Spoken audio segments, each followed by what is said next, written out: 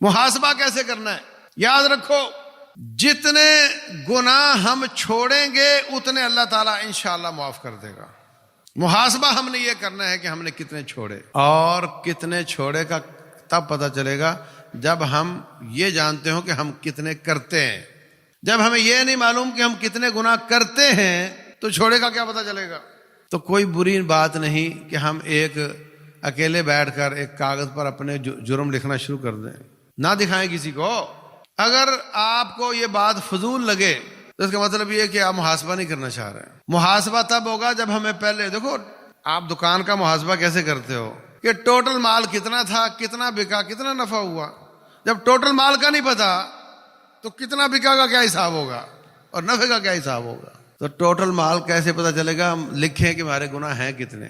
اگر آپ کے ذہن میں یہ آئے کہ نہیں ہمارے گناہ کہاں سے ہونے ہیں، ہم تو بس کہہ دیتے ہیں مولوی صاحب کے کہنے پر کہ ہم بڑے گناہ گار ہیں، ورنہ اتنے گناہ تو ہمارے ہیں نہیں۔ کیا گناہ کرتے ہیں یار؟ دنیا یہ کرتی ہے، وہ کرتی ہے، وہ کرتی ہے، ہم کیا کرتے ہیں؟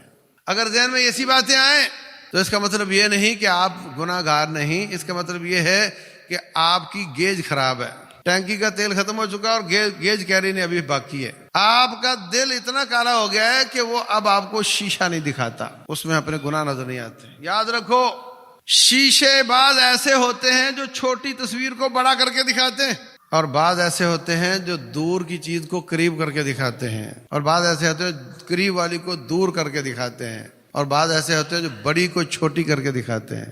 صحابہ اکرام کے دل کا شیشہ ایسا تھا جو چھوٹے گناہ کو بڑا کر کے دکھاتا تھا۔ انس بن مالک رضی اللہ تعالیٰ عنہ صحیح بخاری میں ہے، اپنے شاگردوں سے کہتے ہیں اِنَّكُمْ لَتَعْمَلُونَ أَعْمَالًا هِيَ أَصْغَرُ فِي أَعْيُنِكُم مِّنَ الشَّعْرِ، تم ایسے ایسے کام کرتے ہو جو تمہارے نظروں میں بال سے بھی چھوٹے ہیں۔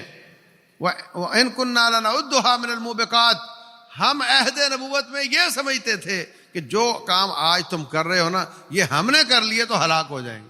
ہم ان کاموں کو باعث ہلاکت سمجھا کرتے تھے، اور وہ کام آج تمہاری نظروں میں بال سے بھی چھوٹے ہیں۔ یہ فرق ہو گیا۔ صحابی کا شیشہ چھوٹے گناہ کو بڑا کر کے دکھاتا ہے، تابعین میں تھوڑا فرق آ گیا، اور اب تک تو بہت فرق آ گیا۔ اب تو ہم اتنے گناہ کرتے ہیں کہ ہم نے ان کو گناہ ماننا ہی چھوڑ دیا ہے، اور یہ بدبختی کی انتہا ہوتی ہے۔ چور چوری کرتا ہے اور اپنے آپ کو گناہ گار سمجھتا ہے، اللہ کبھی نہ کبھی توبہ نصیب کر سکتا ہے، لیکن جو شخص اپنے گناہ کو گناہ ہی نہ مانتا ہو وہ کیسے توبہ کرے گا؟